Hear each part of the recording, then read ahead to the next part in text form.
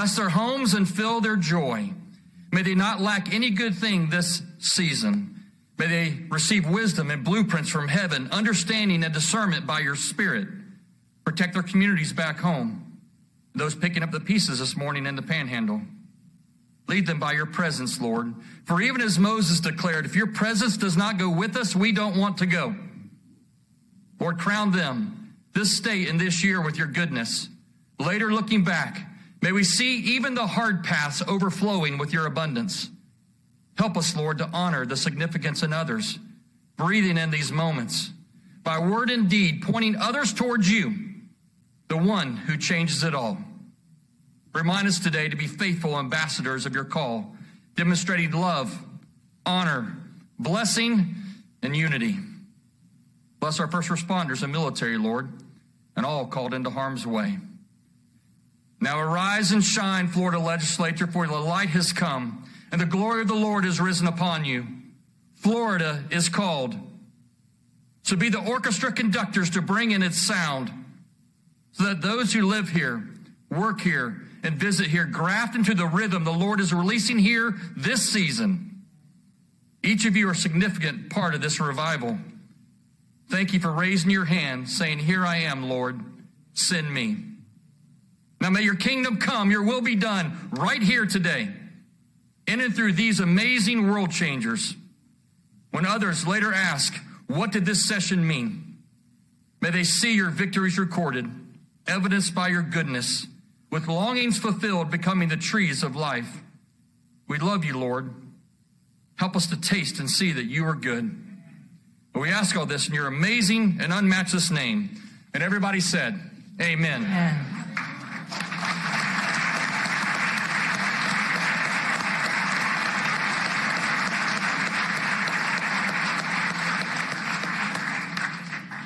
The Pledge of Allegiance will be led today by Senate President Pro Tempore Dennis Baxley and House Speaker Pro Tempore Chuck Clements.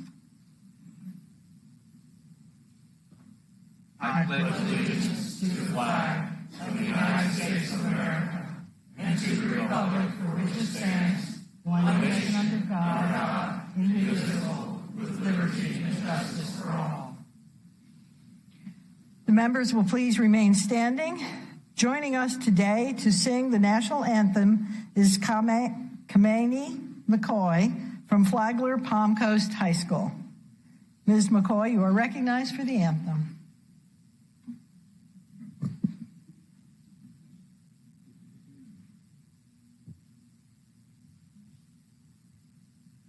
Oh, say, can you see by the dawn's early light what so proudly we hailed at the twilight's last gleaming, whose broad stripes and bright stars perilous fight o'er the ramparts we watched were so gallantly streaming, and the rocketed glare, the bombs bursting in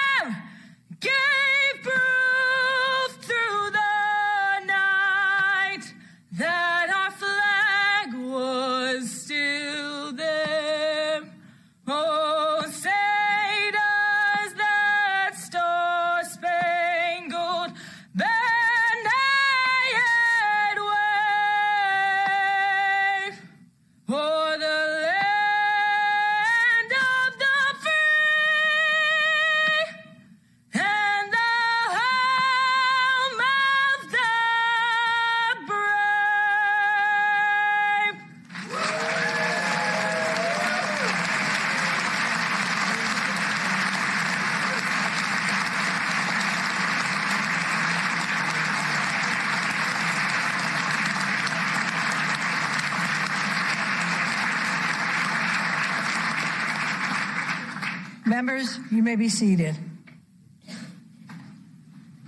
For what purpose does Leader Grant rise? To make a motion, Madam President. You're recognized.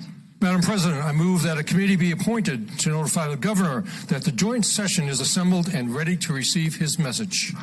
Leader Grant moves that a committee be appointed to notify the governor that the joint session is assembled and ready to receive his message.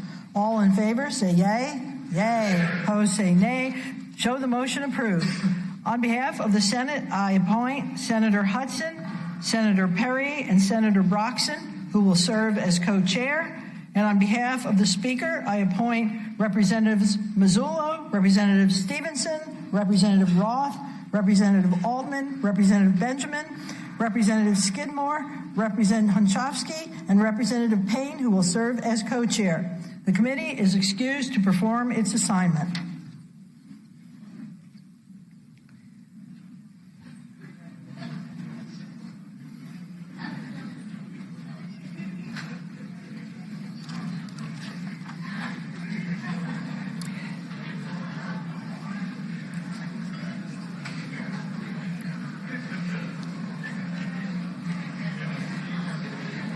Members of the House and the Senate, it's my pleasure to introduce to you one special guest who has joined us for this occasion.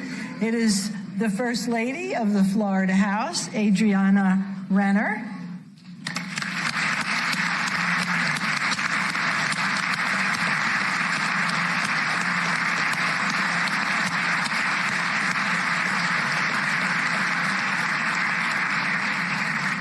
Unfortunately, the first gentleman of the Florida Senate is not able to be with us. He's stuck in Naples. There's some kind of weather out there.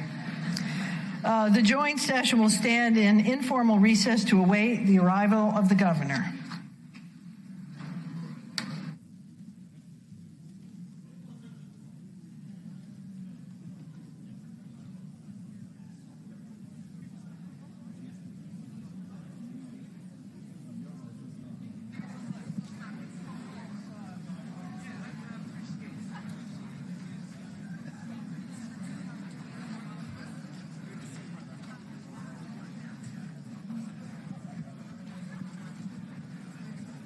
Members of the House and the Senate, members, please, I need your attention. This is smaller than mine.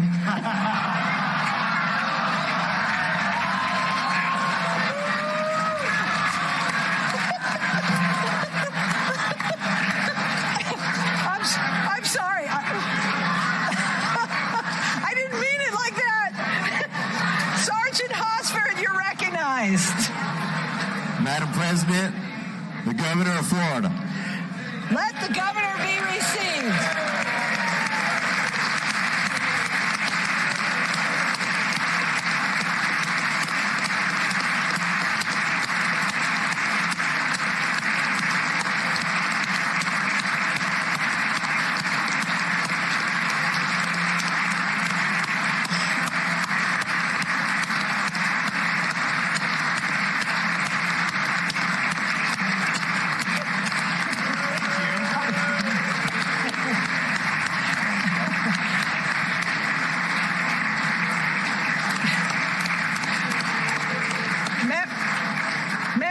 Legislature. Ladies and gentlemen, it is my privilege and honor to introduce to you America's governor, the governor of the great state of Florida, Ron DeSantis. All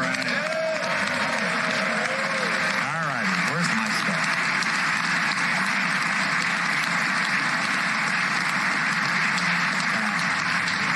Thank you. Thank you so much. Great to see you all. Y'all seem a little restless to start the year. Oh, right here. Yeah. Well, thank you so much, Mr. Speaker, Madam President, members of the legislature, and our fellow citizens. 2024 is going to be a banner year for the free state of Florida. Now, this is somewhat of a unique start to the legislative session because every government building except this one is closed in Tallahassee because of the weather, and we've had a lot of weather move through northwest Florida. We've issued an executive order to declare a state of emergency, and we just do what we do in Florida. We respond when these things happen. So those folks who have been impacted, just know the state of Florida stands with you, and we'll handle whatever fallout is from these dangerous tornadoes. We are, as a country, in the midst of a great upheaval, and we see this throughout the land. Under the current administration in Washington, homelessness is at record levels. 62% of Americans are living paycheck to paycheck, and the federal budget deficit is expected to hit $2 trillion this year. Of course, more than 8 million illegal aliens have entered the United States across the southern border in the past 3 years alone. And deaths due to fentanyl that have come across that border have reached record levels. Cities throughout the land have decayed. Washington, D.C. has experienced its deadliest year in more than 2 decades, and San Francisco has fallen into a doom loop whereby crime, homelessness, and drug abuse have eviscerated the quality of life in the city. Other states have enacted policies that have sparked an exodus of their residents out of their states. In Illinois, residents are saddled with high taxes while spendthrift politicians continue to spend and borrow at some of the highest rates in the nation, with massive unfunded liabilities that will require even higher taxes in the future. Of course, soft on crime policies have devastated public safety in major cities like Chicago. California's per capita spending is triple that of Florida, and yet they face a $68 billion budget deficit. Their violent crimes up, robberies are up, and a recent Stanford University study shows that businesses are leaving in droves. Florida now has millions of more residents than New York State, yet New York's budget is twice the size of ours here in Florida. They have a $4.3 billion deficit. We now have more manufacturing jobs than New York and have added twice as many jobs as New York in the past year, and our unemployment rate is close to 50% lower than that of New York. So it's not surprising, given this, that we've witnessed and continue to witness a great migration of Americans away from cities and states pursuing these failed policies, with Florida serving as a refuge of freedom and sanity.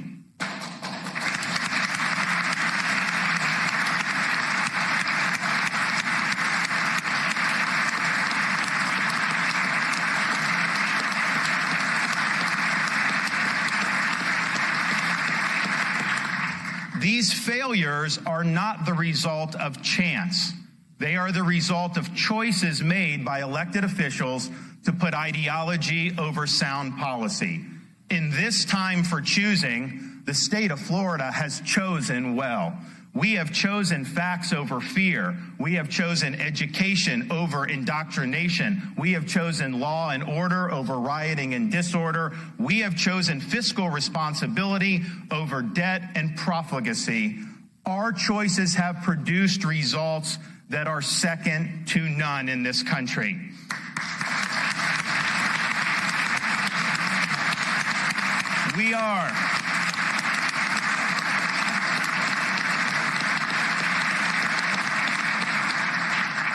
We have earned rankings of number 1 for education, number 1 for education freedom, number 1 for parental involvement in education, number 1 for talent development, number 1 for public higher education, number 1 for domestic in-migration for the 3rd consecutive years, number 1 in new business formations, number 1 in GDP growth amongst large states, and better than almost all countries throughout the world. We are number 1 for entrepreneurship, and we have set the standard for limited government. Florida has the fewest state employees per capita and the lowest state government costs per capita in the entire United States. Our crime rate is at a 50-year low, and we have the lowest unemployment rate of all large states.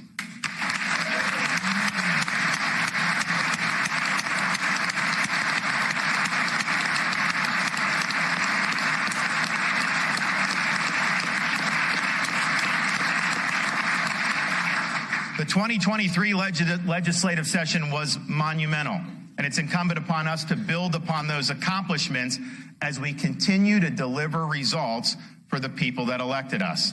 My message is simple. Stay the course. The state of our state is strong. Let's keep doing what works. Let's continue to make Florida the envy of the nation.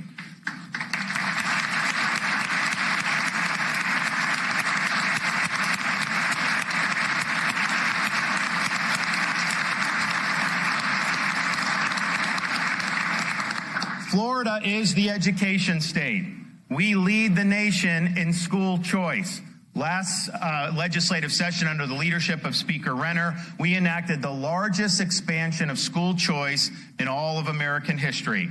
Florida has close to 1.5 million students enrolled full-time in various choice programs, from private scholarships to charter schools to choice options within individual school districts. Through these programs, we have delivered for people like Hera Varma, who is here with us today. Please stand. Hera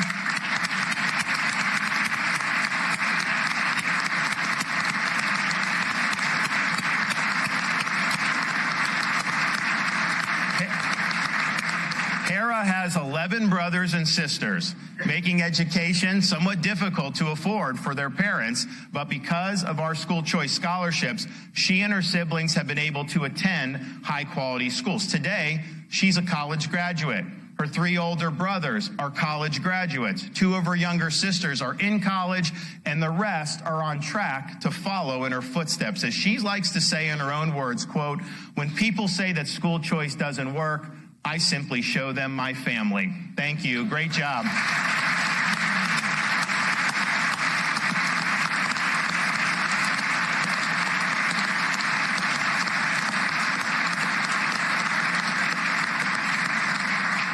Florida also leads the nation in protecting the rights of parents. School systems are important, but they exist to serve the students, parents, and the community, not to supersede the rights of parents to direct the education and upbringing of their own children. We were one of the first states in the country to enact a Parents' Bill of Rights and to enact curriculum transparency. We protected women's sports. As the father of 2 daughters, I think it's important that our girls and women athletes have the opportunity to compete with fairness and with integrity.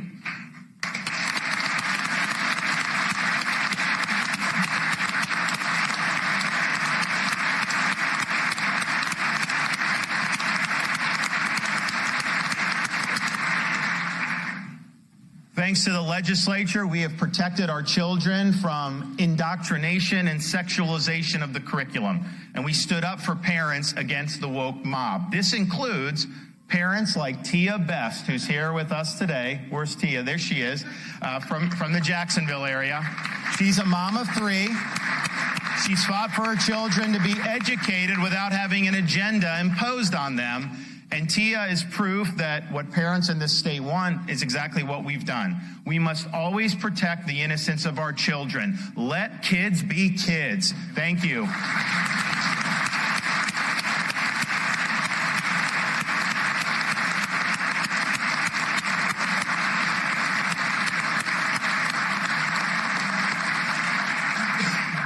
And as we've delivered historic wins for our parents, we have also provided historic support for our school teachers. Over the past 4 years, we've invested a record $3 billion solely for the purpose of raising teacher pay. My budget proposal for this year includes another $1.25 billion for even more pay increases. And these initiatives are important because they help us recruit and retain great teachers, including who's with us here today, our Teacher of the Year, Adriana Swearigan. Please stand up and be recognized.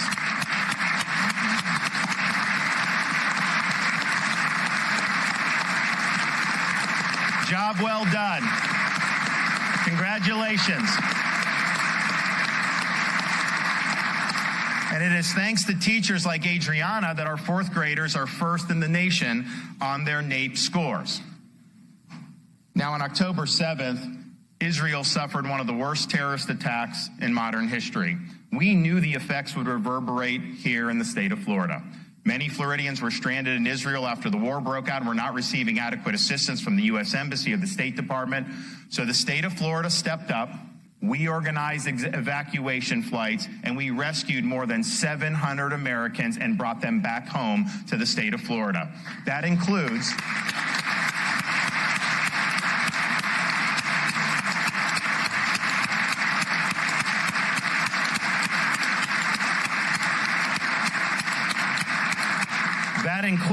Allison Zur, her husband, and 2 children that were on one of the flights that we brought back from Israel. They are here joining us today. They were able to come back safe and sound, and we're glad we were able to help you get back home.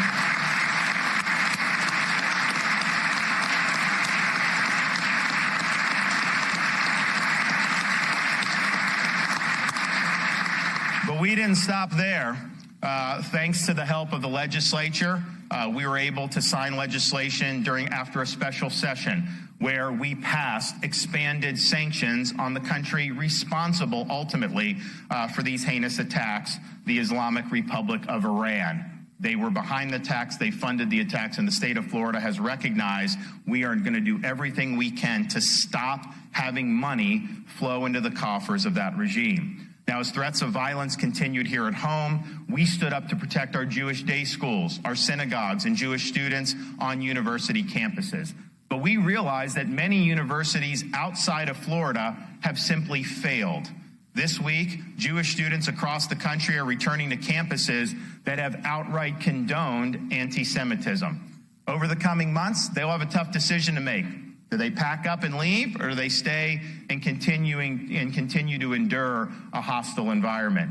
And if they do decide to come to Florida, I can tell you this: we will welcome them with open arms. This includes waiving minimum credit hour requirements for transfers, waiving application deadlines for transfers, and encouraging universities and colleges to use their existing statutory authority to provide in-state tuition for students with a financial hardship.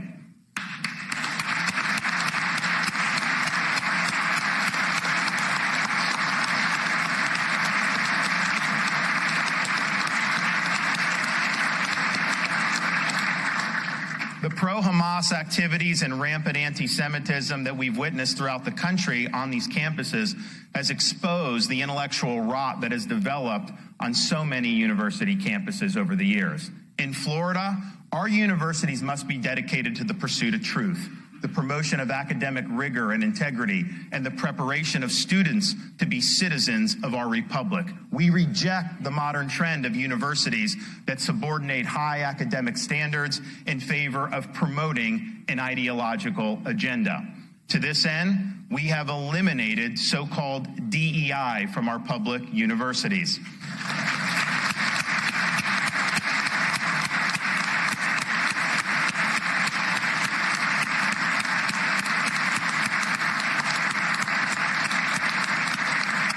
DEI is a highly ideological agenda. In practice, it stands for discrimination, exclusion, and indoctrination, and that has no place in our public institutions and universities.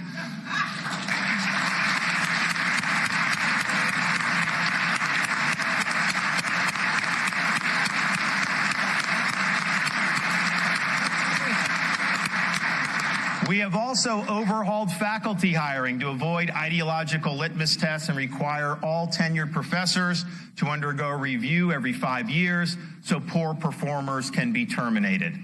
JT Lianos is here. He's a freshman baseball player at New College in Sarasota. Take a stand. Which is well on its way.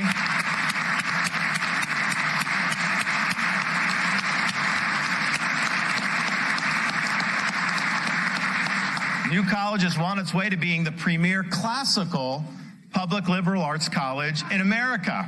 The reforms instituted by the New College Board of Trustees and by President Richard Corcoran have transformed the college from an outpost of ideological indoctrination into an institution rooted in truth. Now, we have ensured that higher education in Florida is affordable, freezing tuition for the past decade. Our out-of-state tuition is less than in-state tuition in many states across this country. And we've also supported Bright Future scholarships that make it even more affordable for our top students in Florida to attend school. Now, while higher education is important, A degree from a 4-year Brick and Ivy University is not the only path to success, and for many, it is not the best pathway to success. When I took office in 2019, I set the goal to make Florida #1 in workforce education by the year 2030. And with the support of the legislature, we are well on our way. Since 2019, Florida students have earned more than 365,000 rapid credentials. And just last year, more than 235,000 students earned an industry certificate before they graduated high school. We have more than tripled our state's capacity to train truck drivers with CDL licenses, and this year set a record for CDL program completion. And we have now set a record of 229,000 students enrolled in career and technical education at Florida colleges. There is no question that on this trajectory and with your continued support, Florida will soon be #1 in the nation for workforce education.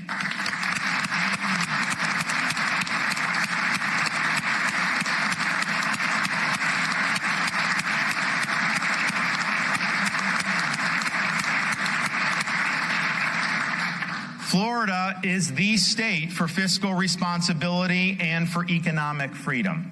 The recklessness of spending, borrowing, and printing of money over the past 4 years by the federal government has driven up the cost of everything from groceries to housing and has saddled Americans with high interest rates. The national debt now stands at an astounding $34 trillion. In New York City, there's a famous debt clock that shows the national debt going up in real time. I'd like to see one of those made for Florida's debt. Only a Florida debt clock would be counting down, not up, because we have paid down nearly 25% of our state's debt over the past 4 years. Imagine that.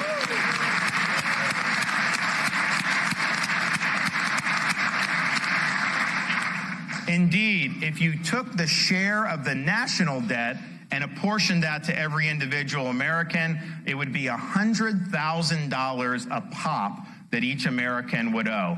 Florida, the average individual Floridian share of our state debt, isn't $100,000. It's $661, the lowest per capita debt in all of these United States. That is the way you do this.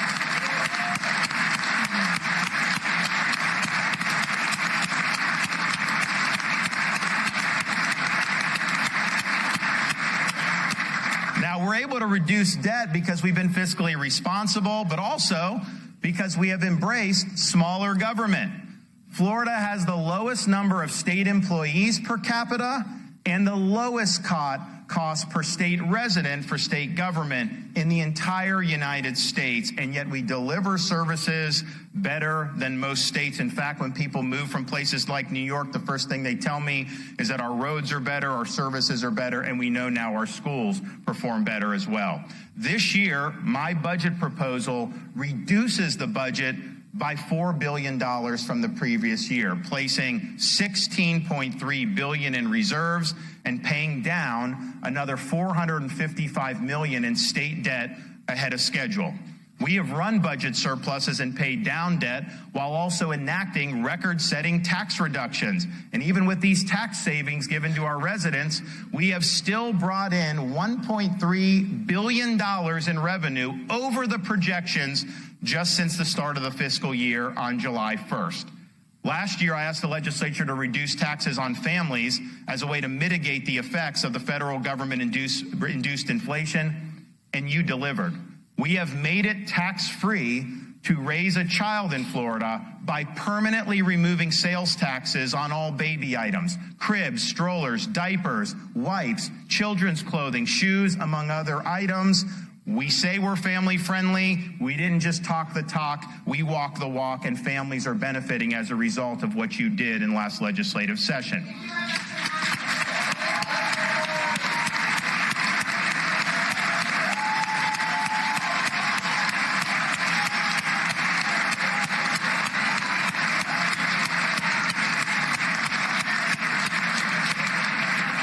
We also provided very timely relief for commuters in the state of Florida. In 2023, the toll relief program reduced commuter costs by almost $500 million.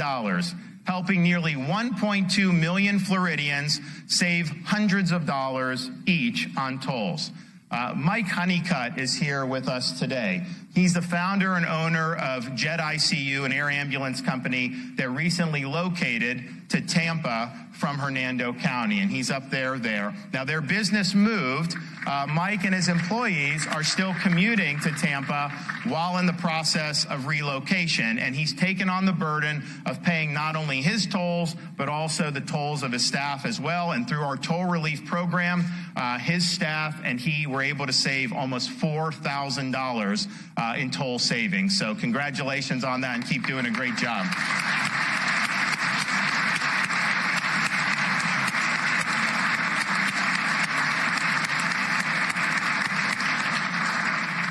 In the governor's budget recommendations, I'm proposing that we return another $1.1 billion to the people through additional tax cuts that will provide even more relief to families, individuals, and retirees that are just trying to get by during these uncertain times. Let's reduce the cost of homeowners insurance through tax relief. Let's continue our record-setting sales tax holidays, and let's provide permanent tax relief for Florida's small business.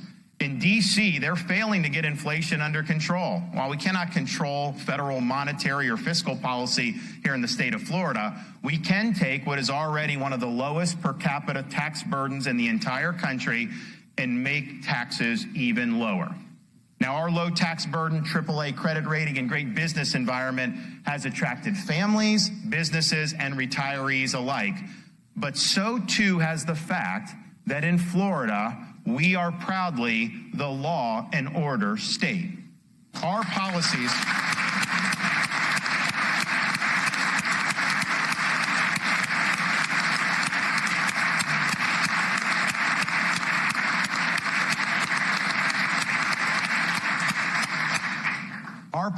to support law enforcement personnel, to combat riots, to keep criminals off the street, and to remove lawless prosecutors from office have kept Florida at a 50-year low in the crime rate and have brought new law enforcement recruits to Florida from all of the other 49 states. Law enforcement officers like Rachel Richardson, who is here with us today. Now,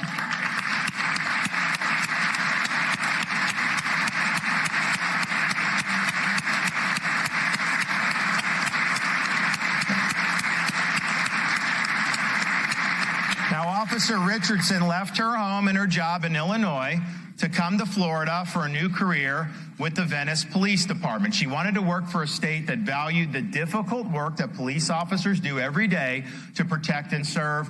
Officer Richardson, we welcome you to the great state of Florida. Thank you for your service.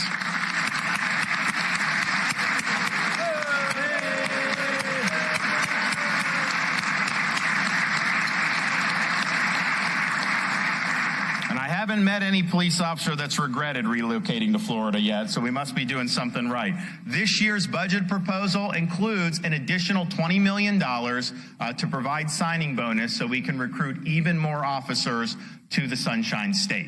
Now, to help our police officers and others achieve their dreams of home ownership while here, we also created the Hometown Heroes program. Recipients of this program include Detective Frank Jones, who is here with us today. Where's you at? Stand up, Frank.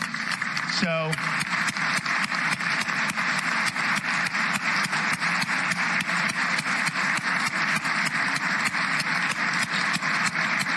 in 2020, when you saw a lot of places try to defund the police, Detective Jones moved from Chicago to Collier County to work in a state where he knew his efforts would be respected and supported.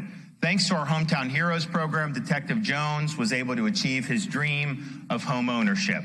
And thanks to the leadership of President Pasadomo through the Live Local Act and record housing funding, countless police officers, as well as other staples of the community like teachers and nurses, will now be able to live in the communities in which they serve. Good job, Senator Pasadomo.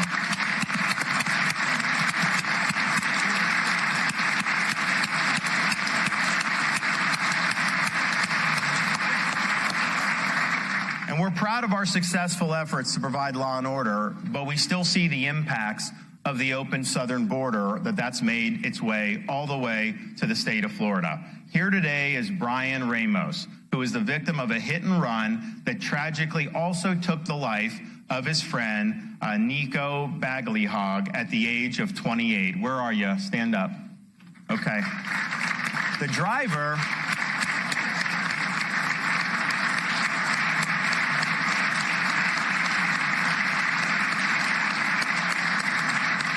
The driver who ran over Brian and Nico was here illegally, and when the suspect was arrested by the Florida Highway Patrol, they found that he had been previously deported 3 times and had no right at all to be in this country.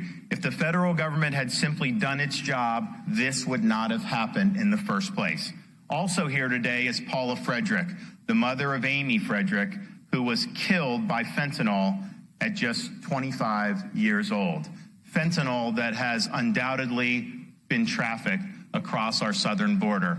We're sorry for your loss, and unfortunately, this is a loss that's all too common throughout these United States of America. Every community has become a border community.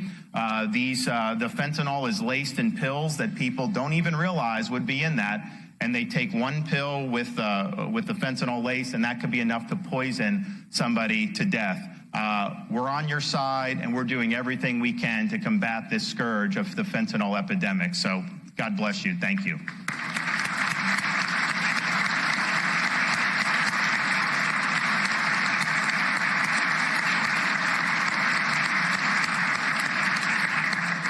We can't just sit idly by while we continue to see a massive invasion across this country. Federal government's not doing anything to stop this. We in Florida are picking up the slack. We've now sent over 100 Florida state troopers and dozens of fish and wildlife officers to help Texas with border operations. Through your support, we have banned sanctuary cities, and we've also instituted policies to deter illegal immigration into our state in the first place. The Biden border crisis has made every state a border state, and thanks to your efforts, Florida is fighting back on behalf of our people.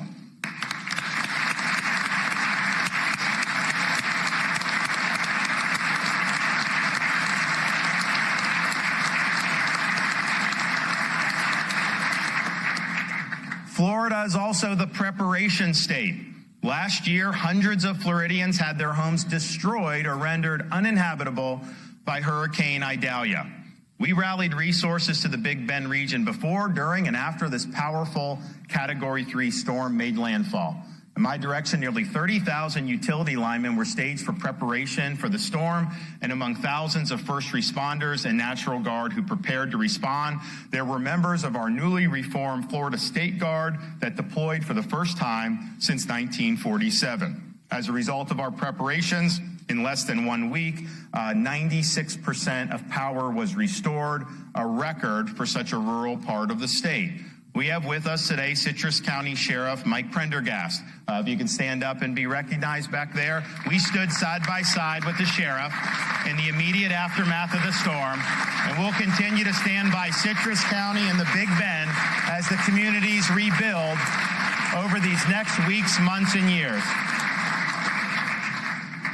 And as the Big Bend recovers from this past year's storm, we still remain focused on the long-term recovery that is still going on in Southwest Florida after Hurricane Ian. While the news cameras have long since left, we're still there to support residents like Rachel Pierce, a Sanibel-based artist whose art gallery was destroyed by the storm. Rachel, thank you for coming here.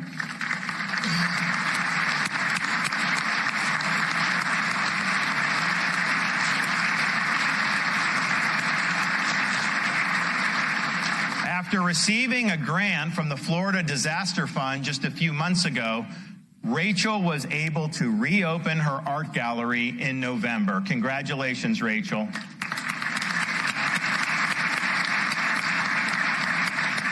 Florida is also the conservation state. With your support, we have made good on our promise to leave Florida to God better than we found it. As the fishing capital of the world and home to more than 1,300 miles of world-renowned coastline, Florida's economic success is tied to a healthy environment. Since 2019, we've invested $5 billion to support Everglades restoration and water quality efforts, and I'm calling for another $1.1 billion to continue these great efforts. In much of our state, the great outdoors is a way of life, and we must preserve that way of life for generations to come, which is why I'm calling for $125 million to protect Florida's conservation lands and waterways.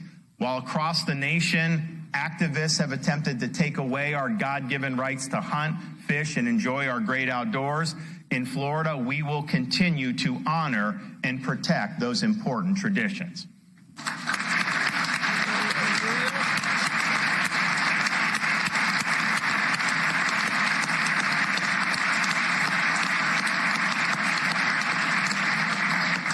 Now, before I close, it's worth pointing out some more accomplishments that we've been able to deliver, and I got to run through these pretty quickly, otherwise we'll be here all day. We have protected Floridians against COVID authoritarianism. You have a right to breathe without having someone put a mask on your face, and you can always count on that in the free state of Florida.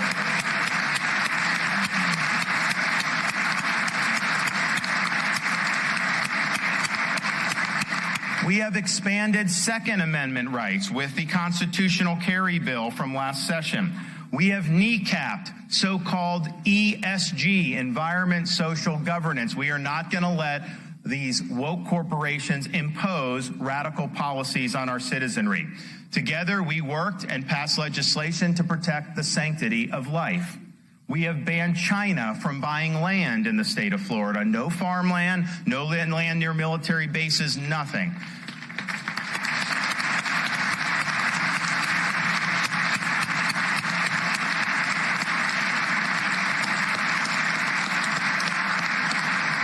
We have provided hundreds of millions of dollars in relief for Florida homeowners and instituted long-needed reforms that have, against all odds, attracted new insurance companies into the state of Florida. We have enacted a digital Bill of Rights to protect Floridians' online privacy. We passed the best election integrity measures in all of the United States of America. We created a program to accelerate repayment of our state debt. We have protected Floridians against the imposition of a central bank digital currency. We authorized the death penalty for pedophiles.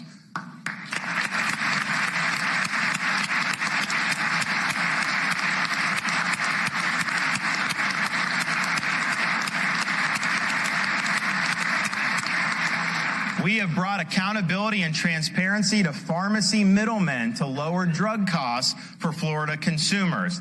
We won the fight, finally, after years and years with the federal government to be able to purchase less expensive drugs from Canada, and we will save $100 million+ a year by doing that.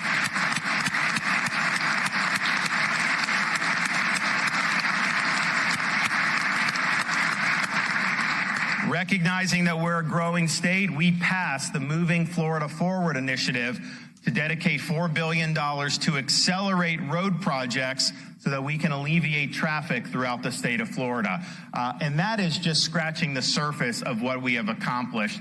Let's see some other state match that list of achievements. I think you guys did very, very well.